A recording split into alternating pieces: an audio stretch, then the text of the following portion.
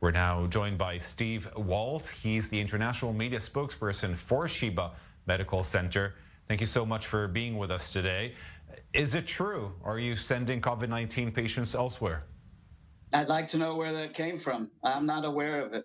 Well, these are reports that came out of the Zoom meeting between the hospital's chiefs and Professor Gamzu and Minister of Health. If it's not correct, please do correct us.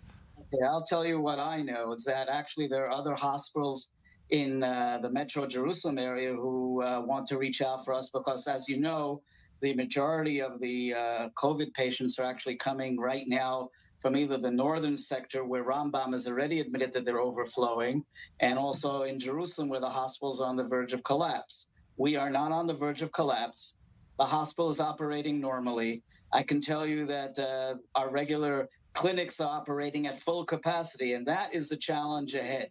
How do you keep every hospital functioning normally, trying to treat corona and regular patients, many of whom did not take care of themselves during the first wave, and hospitals have an obligation to treat sick patients, whether they're corona or not.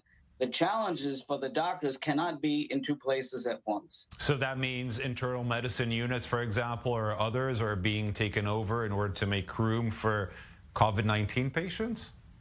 No, they're not being taken over, but what I can tell you is that, for instance, for several months, the person who was in charge of the intensive care unit in the regular hospital, the main hospital, is literally running across campus back and forth, also taking care of corona patients who were in the intensive care ward in a separate part of the hospital. Watching her do that, is heartbreaking, but she does it with a smile on her face, and she does it to save lives. But that's exactly what's going on, not just at Sheba, it's going on at every major hospital in Israel. People need to be treated, whether you need a heart transplant or you need your heart to be put on an ECMO machine in the critical care corona unit. We're saying, you're saying that the hospital is functioning well and that it's not overflowing. We're seeing in the last few days around 3,500 cases diagnosed per day. What if it's 4,000 in a few days before Rosh Hashanah? Would you still be able to operate? What would be the cap? Yeah, see, that's the million-dollar question. What we did actually about 4 months ago when the first wave hit was that the government asked Sheba to open another facility underground just in case in the winter time. Okay, so we have already built a facility underground for what we will hope will not happen, but if it will happen between the flu and the corona, what we would end up calling, by the way, the new buzzword is Twindemic, between flu and corona, we are prepared to handle at any time over 300 corona patients at once. However, that would come at the expense of operating many parts of the main hospital, and we hope that we don't get there. The main hospital itself is also full.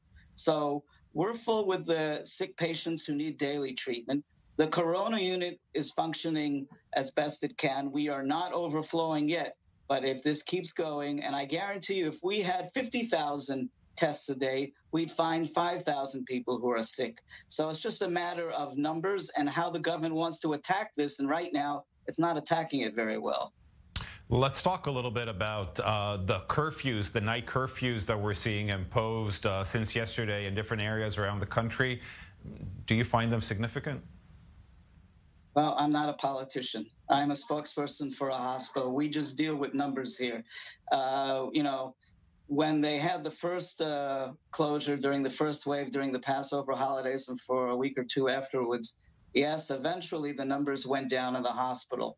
But this is not a full closure as of now, and I'm not sure that a full closure would actually solve the problem, because as you could see, that even after the full closure, if you don't break, and this is what our doctors have been on Israeli television from day one telling people and telling everyone who is willing to listen, that if you don't break the chain, then it just comes back. And that's exactly what's happening. So you can close down, but if you don't follow and break the chain of infection, it will just pop back. That's the challenge. If you don't break the chain of infection, nothing will work.